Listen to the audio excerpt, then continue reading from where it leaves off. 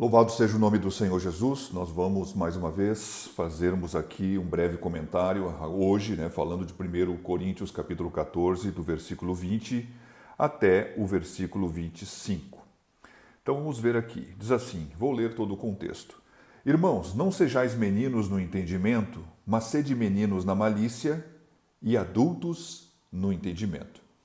Bom, esse primeiro versículo, o apóstolo Paulo está fazendo uma alusão, novamente, ao estado imaturo de uma criança, que muitas vezes, brilha aos seus olhos, quem sabe, coisas que por um adulto é totalmente desprezível. E por que a criança valoriza coisas que são não tão importantes? Para não usar o termo desprezível que eu usei aqui, no que diz respeito ao falar em línguas. Mas não é desprezível, mas não é tão importante. Mas porque a criança não tem entendimento. Então o apóstolo Paulo diz assim, olha irmãos, sejais meninos, não sejais meninos no entendimento, mas sede meninos na malícia.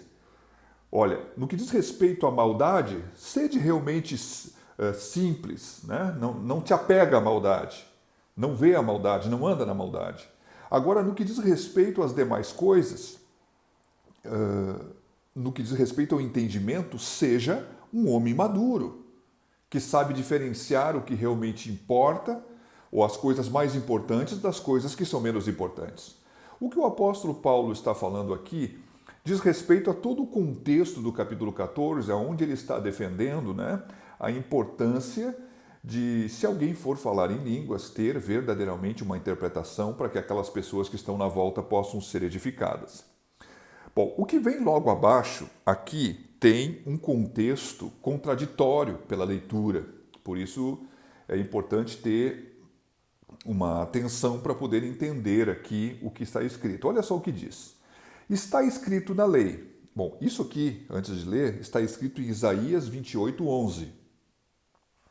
Está escrito na lei, por gente de outras línguas e por outros lábios falarei a este povo e ainda assim me não ouvirão, diz o Senhor. Antes de continuar, vamos dar uma olhadinha no contexto. Existiu um momento que o reino de Israel se dividiu em reino do norte, chamando-se Israel, e o reino do sul, chamando-se Judá. E Benjamim estava dentro, porque o território de Judá era desse tamanho e Benjamim estava dentro de Judá. Bom, o que nós temos para falar aqui? Tem um momento, então, que Deus levantou ao longo de muitos anos profetas exortando, e aqui tem o profeta Isaías escrevendo isso porque as palavras que foram ditas por Deus eram desprezadas pela nação do norte, por Israel. De maneira que, uma vez sendo repreendidos pela palavra de Deus de uma forma que eles conseguiam entender,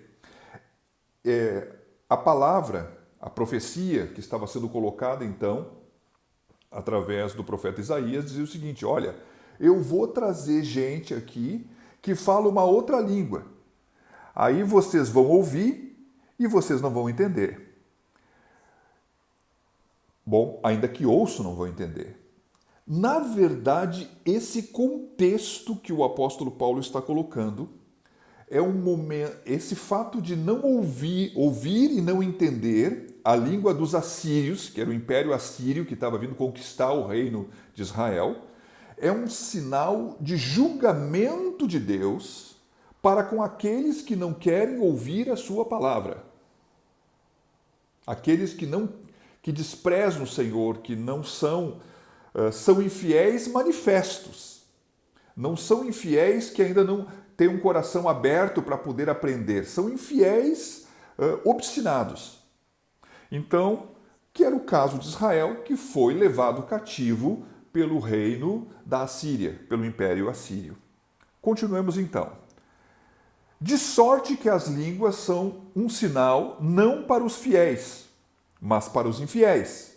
E a profecia não é um sinal para os infiéis, mas para os fiéis.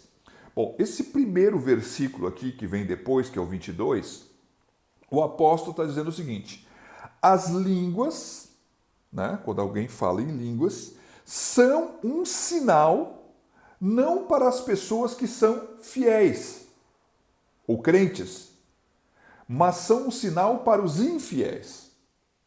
Mas a profecia, que sempre vai ser produzida numa língua audível, para a pessoa poder entender, não é sinal para os infiéis, mas para os fiéis.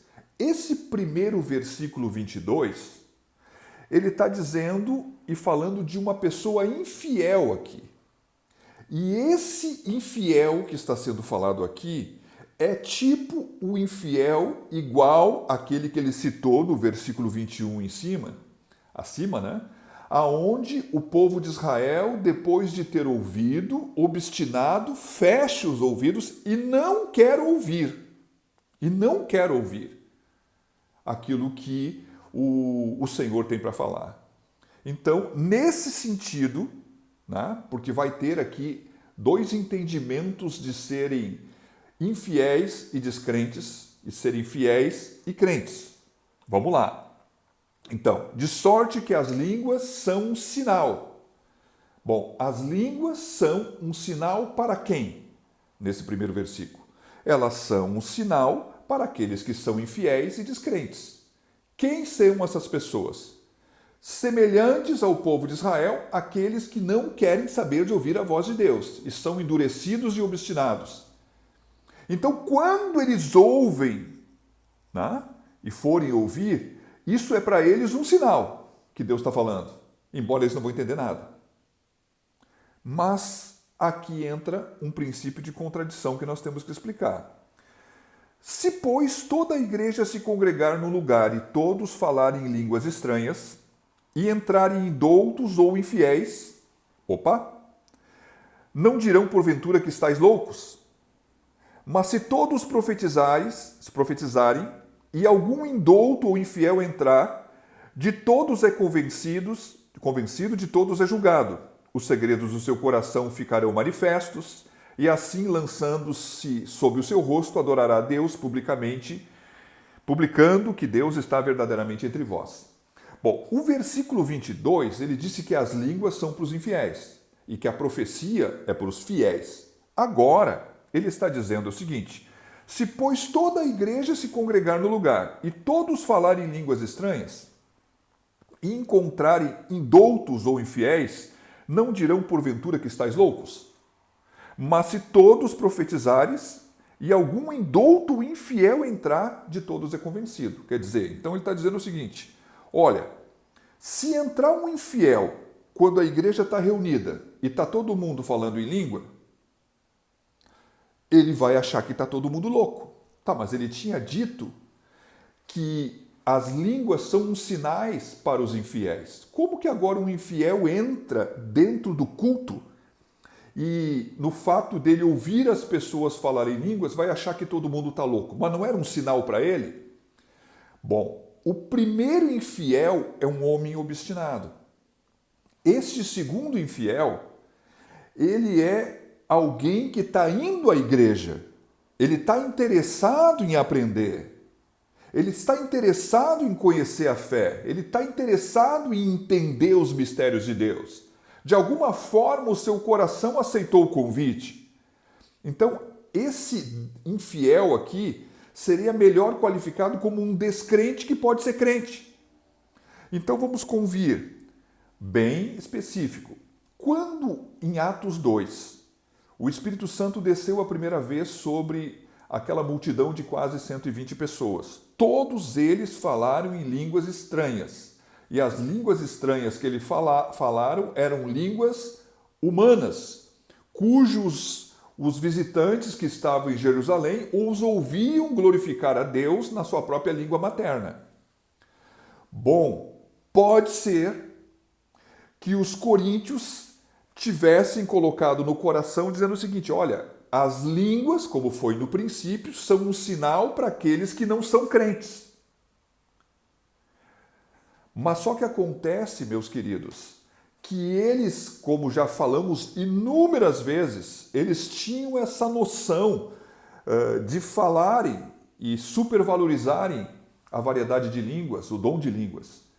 E o que acontece? O apóstolo Paulo está dizendo o seguinte: olha, meu querido, quando na igreja está reunida e algum infiel ou descrente for na igreja, ele não está qualificado segundo aquele infiel lá de cima. Ele é alguém que quer aprender, ele está disposto, ele aceitou o convite, como eu falei antes. Então, se todo mundo falar em línguas, ele que está com o coração aberto, certamente vai achar que está todo mundo louco. Até, na verdade, vamos convir, pode até dar um mau testemunho à igreja, porque ele vai lá, há um monte de gente falando em língua e ele não entende nada e parece que está todo mundo fora da casa. Mas ele disse no 22 que a profecia é para os fiéis e para os crentes. Mas a figura desse infiel que está na igreja, ele diz que a profecia, se alguém pregando a palavra, inspirado pelo Espírito, falar uma palavra, citar um exemplo, ser usado por Deus para dizer alguma coisa que veio do Espírito no seu coração, ou alguém de uma forma direta se dirigir à pessoa, né? E revelar coisas do seu coração, a revelação vem pela pregação da palavra ou uma revelação direta, em língua audível, de maneira que a pessoa entenda que Deus está falando com ele através do púlpito, ou que ele entenda que Deus está falando com ele através daquele irmão, daquela irmã, de uma forma direta, pela uma interpretação das línguas ou por uma profecia colocada diretamente para a vida dele. Bom, ele vai dizer que Deus está no meio da igreja, ele vai se arrepender e possivelmente há uma grande possibilidade dele se converter. Então, aparentemente, essa palavra aqui é uma contradição e nós desmanchamos essa contradição, visto que o apóstolo Paulo então citou o contexto obstinado dos israelitas, dizendo sim que as línguas são um sinal para os obstinados, conforme foi lá no livro proferido por Isaías, no capítulo 28, no versículo 11. Mas há infiéis que podem nos visitar no culto. E quando eles o fazem, ele está buscando ser edificado com algo que ele entenda. E se todo mundo falar em línguas, ele não vai ter como entender, a menos que alguém interprete, como Paulo defendeu muito fortemente nesse capítulo, nos últimos estudos que fizemos. Então, ele diz o seguinte: é melhor que alguém, através da doutrina, através de um ensino, através de uma profecia, né, possa, de alguma forma, levar essa pessoa a ter entendimento. E vou acrescentar, ainda até que alguém falasse em língua, dentro do padrão estabelecido pelo apóstolo, que vem do Espírito Santo, né, que nós vamos ver amanhã, que diz respeito à ordem, que pudesse ser falado um ou outro, que houvesse interpretação, de maneira que as pessoas pudessem discernir o que está acontecendo. Porque ainda que não acontecesse com ele, naquele exato momento, ainda que uma outra pessoa, a palavra de Deus fosse dirigida a uma outra pessoa, e ela reconhecesse que Deus estava falando com ela, ele vendo tal coisa, vendo a reação da pessoa quando ela recebe a palavra de Deus, pudesse dizer que verdadeiramente Deus também está no nosso meio. Eu fui além do que está escrito, porque a Bíblia diz que Deus revelando para a vida dele. Mas vamos convir, às vezes ele pode ir com alguém na igreja, que ele sabe, conhece a vida daquela pessoa e vê Deus falando com aquela pessoa. E ele também pode glorificar a Deus, assim, mas eu sei que tudo que foi falado aqui também foi para aquela pessoa, porque eu conheço a vida daquele homem, daquela mulher. Meus queridos, se você tem algum questionamento, alguma dúvida, esse é um ponto contraditório, um ponto mais difícil, mas o que eu falei aqui são as coisas que se podem buscar. É o que eu conheço, né? E estamos abertos à sua pergunta, estamos abertos ao seu questionamento, mas também à sua afirmação, se você quer participar de um processo conjunto de edificação. Que Deus te abençoe, em nome de Jesus.